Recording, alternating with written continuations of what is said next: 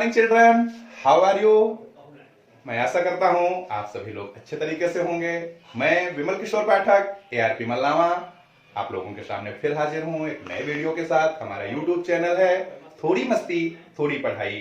कृपया इसको एक बार सब्सक्राइब और लाइक जरूर कर दें। सभी बच्चे तैयार होंगे। आज का हमारा टॉपिक है, आज का हमारा कंटेंट है डेमॉन्स्ट्रेटिव्स।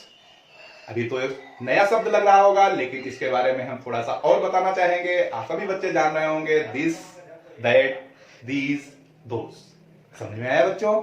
समझ में आ रहा होगा कि डेमॉन्स्ट्रेटिव क्या होते हैं। वास्तव में डेमॉन्स्ट्रेटिव यही होते हैं। इनको हम डेमॉन्स्ट्रेटिव को हिंदी में संकेतवाचक या भाववाचक कहते हैं।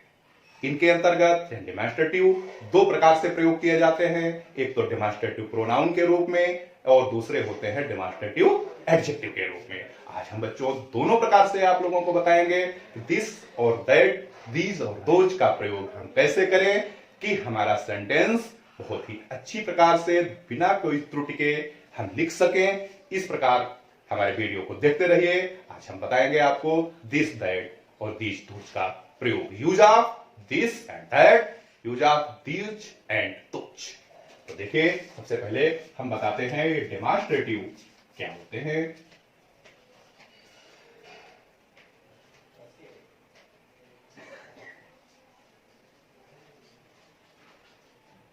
डेमॉन्स्ट्रेटिव दो प्रकार के होते हैं। इनको हम दो प्रकार से प्रयोग करते हैं। एक तो डेमॉन्स्ट्रेटिव प्रोनाउन,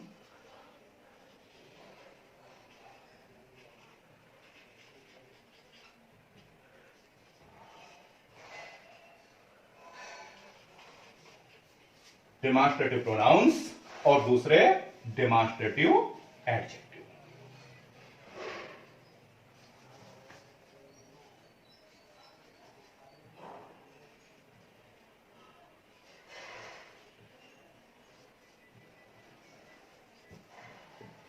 सभी बच्चे दिस, दैट, दीज, दोज से परिचित है।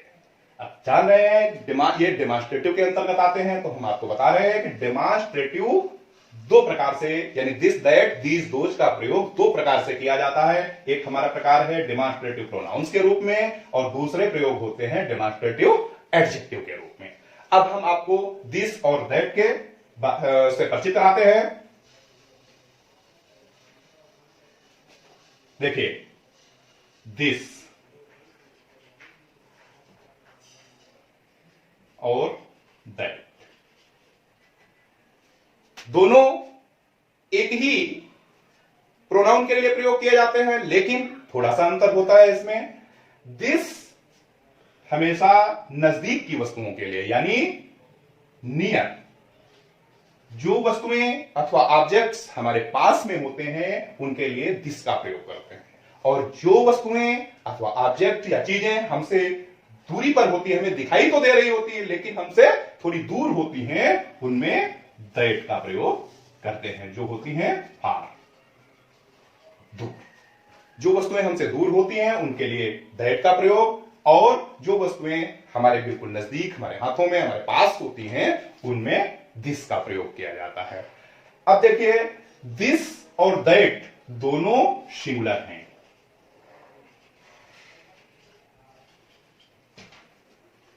सभी लोग सिंगुलर और प्लूरल जान रहे होंगे। सिंगुलर एक वचन और प्लूरल बहुवचन, यानी एक वस्तु के लिए सिंगुलर और एक से अधिक वस्तुओं के लिए हम प्लूरल का प्रयोग करते हैं। प्लूरल क्रियाओं अथवा प्रोनाउंस अथवा नाउंस का प्रयोग प्लूरल रूप में करते हैं। जैसे अब हम दिस और दैट को सिंगुलर, इसमें हमने बता दिया है कि दिस पास के लिए, दैट फार के लिए। इसी प्रकार से हम दीज और दोज को देखते हैं।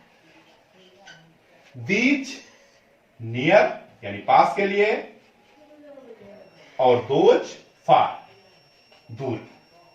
अब दिस और दैट ये सिंगुलर में हुए, तो प्लूरल में हमारा होगा दीज और दोज, ये प्लूरल नंबर में,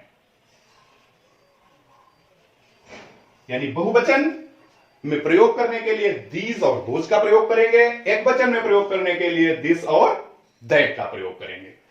इनमें क्रिया भी जो सहायक क्रिया लगाई जाएगी वो भी एक वचन की होगी और दीज और दोज में क्रिया बहुवचन की।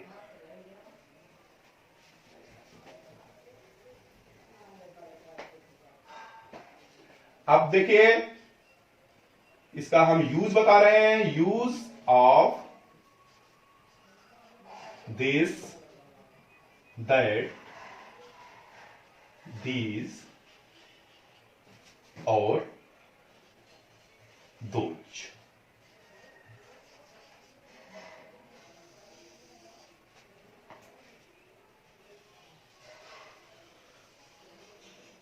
अब हम दिस, दैट, दीज, दोज का प्रयोग कैसे करें, इनका हम 4 सेंटेंस से आपको प्रयोग भी बताते हैं। देखिए एक बार हम दिस का प्रयोग कर रहे हैं। जब कोई वस्तु, एक वस्तु हमारे पास में होती है, हमारे हाथ में होती है या हमारे बिल्कुल नजदीक में होती है, वहां पर दिस का प्रयोग करते हैं। जैसे यह एक किताब है, क्या है सेंटेंस, यह एक किताब है, तो हम लिखेंगे जब किताब मेरे पास में है तो हम लिखेंगे दिस इज अ बुक। ठीक है। इसी प्रकार से जब इसी किताब को हम थोड़ी दूर पर रख देते हैं, हमारे नजर में तो होती है लेकिन हमसे, हमारी पहुंच से थोड़ी दूर है, तो हम वहां पर प्रयोग करेंगे दैट का। क्या लिखेंगे, दैट इज अ बुक। किताब ये जब यहां पर होगी, थोड़ा सा समझने की कोशिश करना, जब किताब यहां पे है तो हम दिस इज अ बुक, और जब किताब यहां पे है तो हम लिखेंगे दैट इज अ बुक। इसी प्रकार से दीज और दोज को देखिए, दीज और दोज ये एक से अधिक वस्तुएं, यानी जब हमारा प्लूरल नंबर में बात आती है, जब हम प्लूरल नंबर की बात करते हैं जहां पर एक से अधिक वस्तुएं होती हैं, वहां पर दीज और दोज का प्रयोग करते हैं। इसी प्रकार से सेंटेंस हम आपको एक बताते हैं, जैसे लिखा है कि ये बच्चे हैं, जब बच्चे हमारे पास में खड़े हैं, बिल्कुल हमारे नजदीक खड़े हैं, कहा गया ये बच्चे हैं, तो लिखा जाएगा दीज आर चिल्ड्रन। अब इन्हीं बच्चों को, जब ये बच्चे हमारे यहां पर हैं, ये बच्चे हैं, तब हमने लिखा दीज आर चिल्ड्रन। और जब बच्चों की दूरी हमने थोड़ी दूर पर खड़ा कर दिया, बच्चों को बच्चे हमसे थोड़ी दूर पहुंच गए, यानी बच्चे हमारे पहुंच जाते हैं ये यहां पर, तब हम क्या प्रयोग करते हैं, दीज के स्थान पर लिखेंगे दोज। Those are children. समझ में आ गया होगा बच्चों। अब हम अभी तक बात किए हैं कि डेमॉन्स्ट्रेटिव प्रोनाउंस। ये प्रयोग प्रोनाउंस के रूप में, सभी बच्चे प्रोनाउंस जान रहे होंगे, संज्ञा के स्थान पर बोले जाने वाले शब्दों को हम प्रोनाउंस कहते हैं। Pronouns are the word which used in the place of noun. तो ये नाउन को ही बनाते हैं, यानी यहां पर दिस, दैट, दीज और दोज का प्रयोग एज ए प्रोनाउन, यानी प्रोनाउन सर्वनाम के स्थान पर हुआ है, यानी संज्ञा के स्थान पर हुआ है, सर्वनाम के रूप में हुआ है, प्रोनाउन के रूप में हुआ है। इसलिए दिस, दैट, दीज, दोज का प्रयोग यहां पर हम डेमॉन्स्ट्रेटिव प्रोनाउन के रूप में करते हैं। अब हम बताते हैं डेमॉन्स्ट्रेटिव एडजेक्टिव।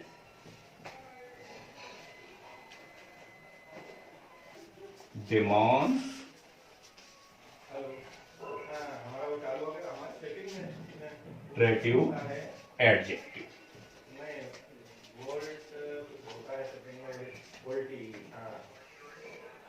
सभी बच्चे एडजेक्टिव के बारे में जानते होंगे।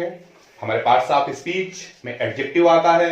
एडजेक्टिव वो शब्द होते हैं जो किसी नाउन या प्रोनाउन की क्वालिटी को बताते हैं, उसकी गुणवत्ता को बताते हैं, उसके बारे में बताते हैं। तो हम दिस, दैट, दीज और दोज का प्रयोग डेमॉन्स्ट्रेटिव एडजेक्टिव के रूप में भी करते हैं। इनका प्रयोग भी आपको हम बता रहे हैं एक सेंटेंस के हिसाब से। देखो, जैसे एक किताब मेरे पास है, कहा ये किताब मेरी है।